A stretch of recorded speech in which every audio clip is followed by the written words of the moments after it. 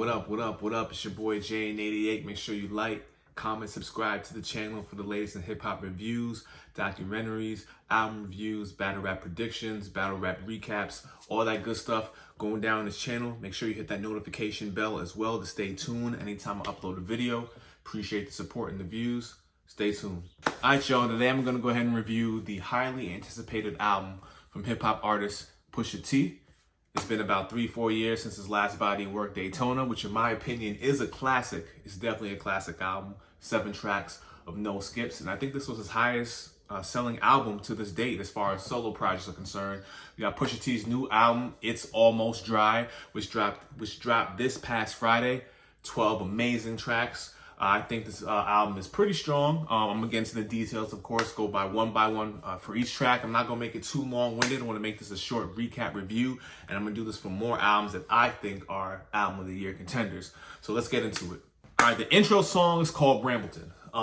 As far as the intro is concerned, it's not the strongest intro compared to his last efforts like the King Push. King Push is probably my favorite intro of all time for Pusha T, and it's not like his last one on Daytona as well. But Brambleton is pretty much a storytelling song.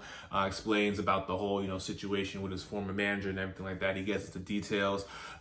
He kind of lets his personal side show on this title track, which is different. It's a different tone compared to the last album. It was more like hypeness, like sort of like Meek Mill or kind of like Jay-Z Dynasty intro. It was like that realm. And this one, he's kind of diving deep into matters that were spoken about before on his behalf.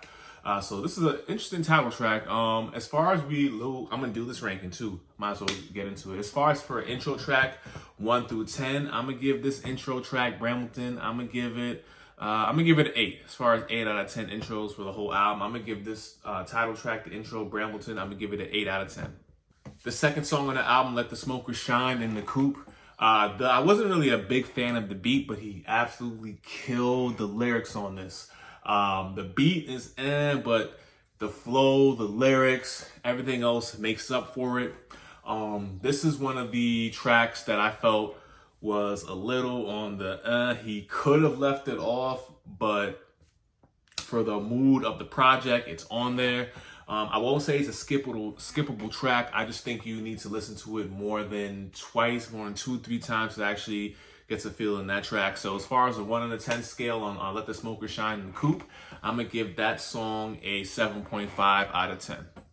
The third song on the album, Dreaming of the Past, this personally is top 2 songs on the album. The hook is amazing. You can see this is actually the most commercial song on the album. I feel as though this can be played on mainstream type of radio station, the hardcore hip hop type of radio station. It's a festival type of song. This is definitely one of the festival type songs on the album.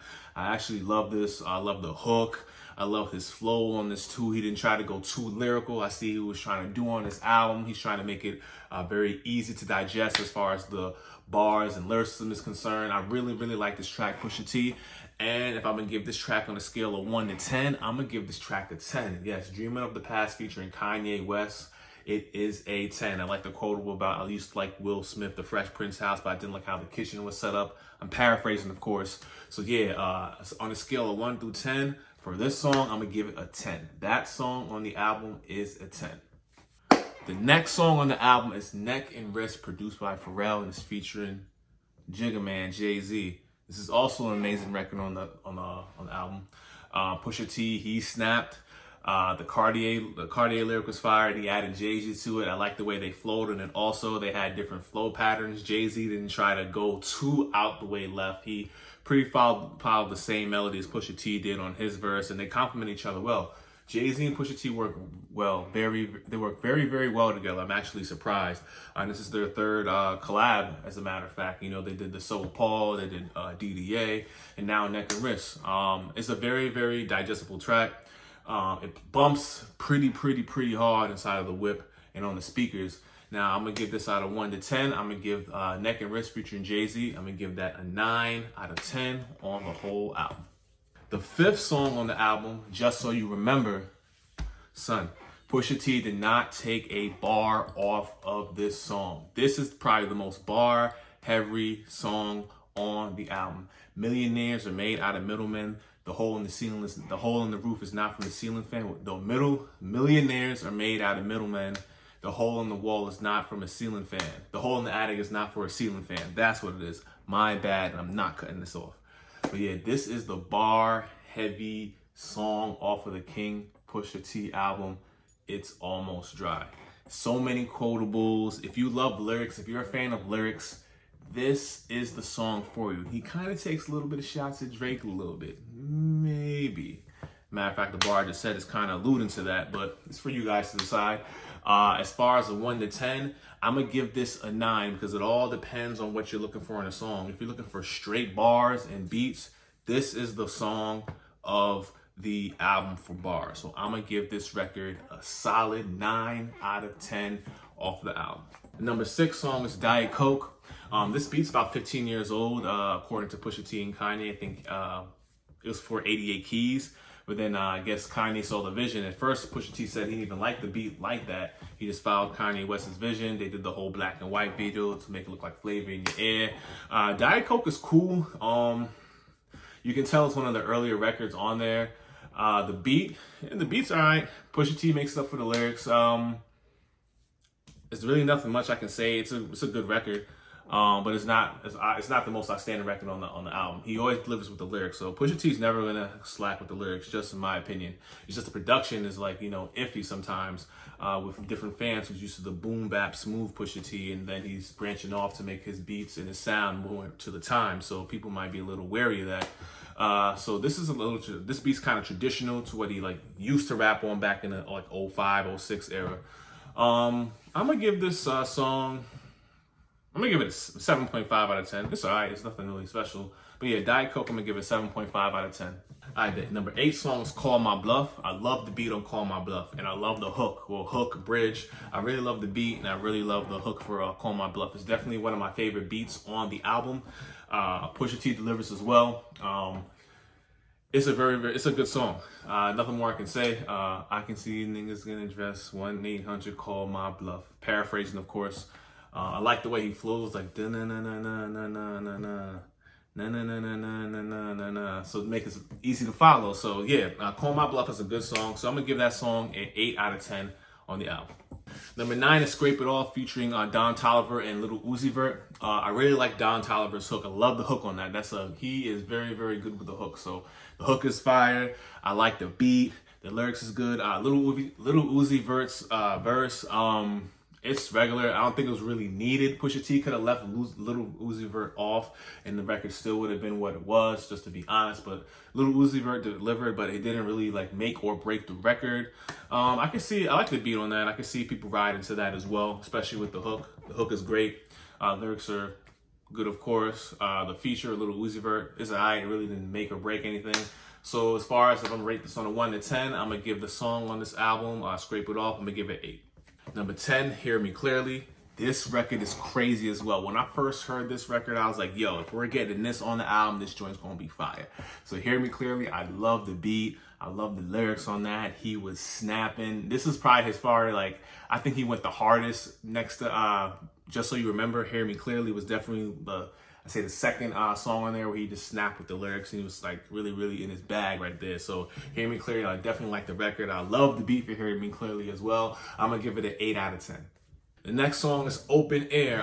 Open Air, no pun intended, there's a lot of open air on the record. For the hook, he left some like a half a bar or two open. It's a cool song.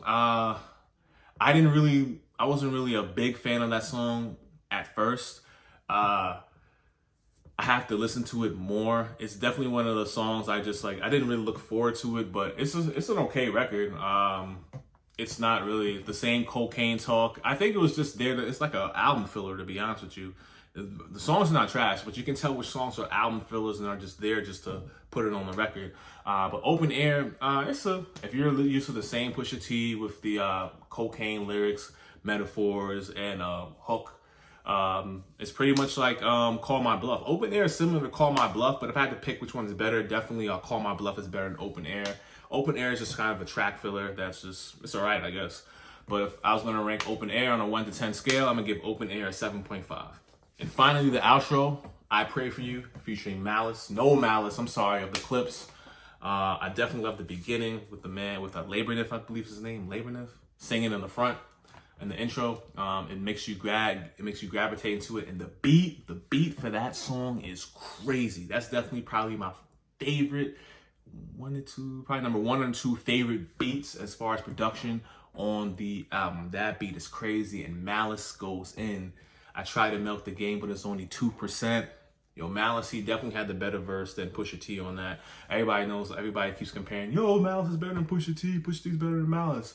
Pusha T has a better flow. Malice is more his lyrics are more intricate. He has like a lot of double meanings with his verses, and Pusha T has a better flow and the swag. So it all depends what you're looking for. If you're looking for delivery and how like to deliver the bars and how to like put it out there, Pusha T, I think he's a notch above Malice, and Malice, as far as lyrics and intricacy, he's a notch above Pusha T. So they balance each other out in the end result. I definitely want to hear more of No Malice. I'm sorry, I keep saying Malice because I'm a fan of them. I definitely want to hear more of No Malice doing tracks with Pusha T. I know they had the Punch Bowl. Punch Bowl was on this. That'd be fire too. Honestly, they should have took out Open Air and added Punch Bowl. That would have been. I wouldn't have minded that, honestly. But yeah, this song is very, very, very good. I want to hear more of No Malice and Pusha T like we're back in 2001, 2002.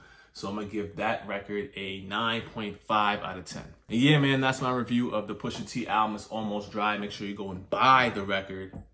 It's also on all digital streaming platforms. I'm going to go head to the concert as well in June. I'm going to go to the New York one or the Philadelphia one. I got to go see Pusha T in concert. It's one of my favorite MCs of all time. If I was going to rank this album on a 1 to 10 scale, I'm going to give this album a